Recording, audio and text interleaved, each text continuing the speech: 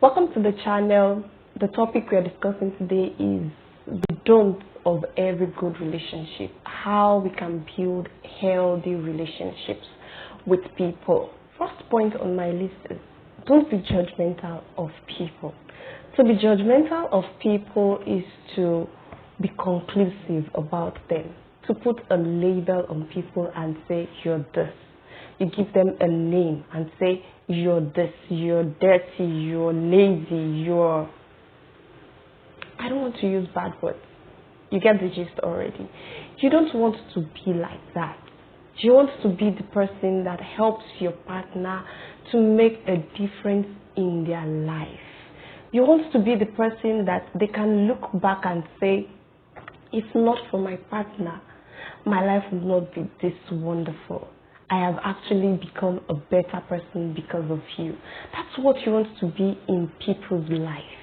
You want to have a producer mentality and not a consumer mentality. To have a consumer mentality in your relationship is to look out for taste, to look out for what you like and be like, when I like it, I say yum. When I don't like it, I say you. No, you don't want to be somebody like that. What you want to be is somebody that has a producer mentality. You want to be the person that when you see your partner's mistakes, you don't expose it, you don't rub it in their face. You want to call them and explain it to them in a loving manner. You want to help them get out of their problems and not make them soak themselves in their problems. When you do that, you only make them worse. And whenever you see something that is not so beneficial to you, instead of trying to work on it with them, you draw back and start complaining and start giving people names because of their weaknesses. We don't want to be that kind of a person because we are not ever going to meet a perfect person. People are going to have strengths and weaknesses. All that matters is the fact that they love you and they care about you. Once you can sense that, don't make a big deal out of their little challenges. Right? Don't make a big deal out of their little challenges. Actually, my own way of viewing people's weaknesses is that it is the opportunity that God has left in their lives for me to show my love to them. If people were perfect, there is no need to show them love. No need. The times we feel loved most is when we don't meet up to the standard, but we still feel protected, we still feel affirmed. Yeah. The next thing, guys, is you don't want to force out a relationship from somebody. If your strategy of getting a good relationship from somebody is to manipulate them with what you have or who you are, with your body or your resources, you're preparing ahead for a disastrous relationship. When you want to build a relationship with somebody that is interested in you, without you having to fertilize it, regardless of who you are, you want to form a relationship with somebody that is interested in you based on your personality and not based on what you can give them, right? When we try to manipulate our ways into the life of somebody that is not so interested, what we're trying to do is like a farmer that wants an harvest, but instead of planting their seed in a loamy soil, they decided to go and plant it in a rocky place. Do you imagine the kind of stress they would have to go through? They would go through so much stress that it would seem to them like there is no such thing like a good harvest. But the truth of the matter is, other farmers would be enjoying a good harvest from their loamy soil.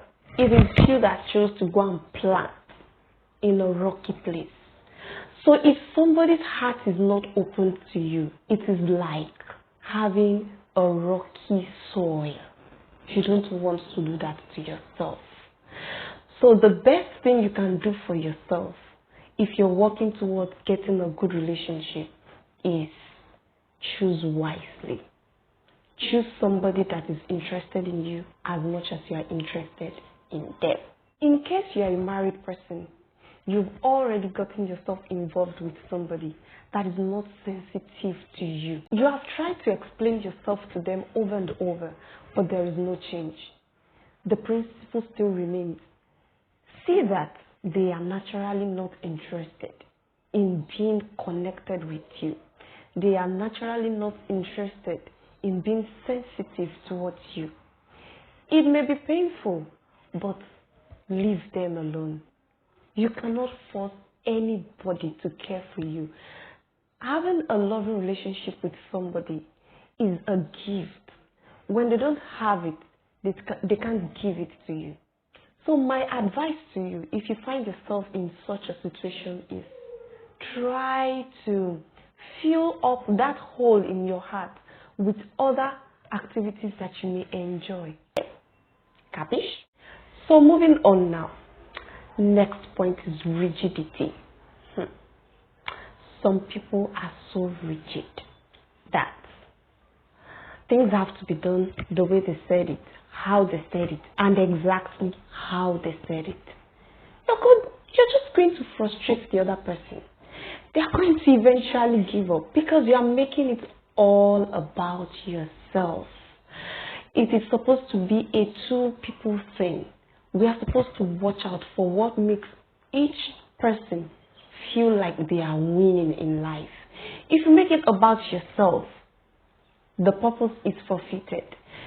When we choose to form a relationship bond with somebody, we are saying we want to let them in our lives. Not that we want to employ somebody that is supposed to do our bidding. We are saying that we want to enjoy the pleasures, the beauty that God has put in them, just as we are willing to give them what God has put in us. But to make the whole relationship about ourselves is forfeiting the purpose of having a relationship in the first place. Two heads are better than one. In other words, you want to be somebody whose heart is open. You don't want to be rigid. You want to give that benefit of the doubt that it can be wrong sometimes. Or there may be two ways of doing something. So whatever decision you're making in the relationship, let it feature what you enjoy and what the other person enjoys. You feeling me? Let them be able to come to you and tell you, oh, I felt this way about so and so.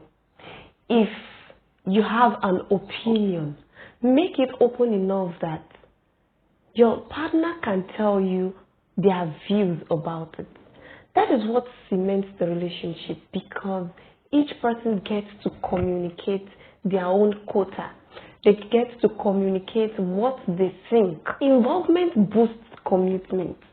If you don't involve people in making decisions, they are going to tire of eventually and feel like it's your show. You can keep doing it. Do you get it? Let's move on to the next point.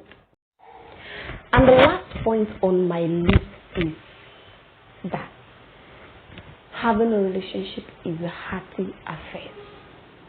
More often than not, people try to play smart and give their resources, but shoot their hearts away. I understand you may have been broken before, or you're trying to protect your ego, but the truth of the matter is, you can't swim without getting wet. You can't have a relationship with people without giving your heart to them. Relationship is supposed to be a hearty affair. So if you're looking to build a good relationship, not just that you want to have a relationship for having its sake, you have to be willing to give your heart. Giving your heart makes you vulnerable, actually, but to me, it's one of the beauties of life, to share yourself with another person. So let me know what you think in the comment section. If you have other points on how we can build good relationship, drop it down. Thanks for joining me. Till next time. Peace out.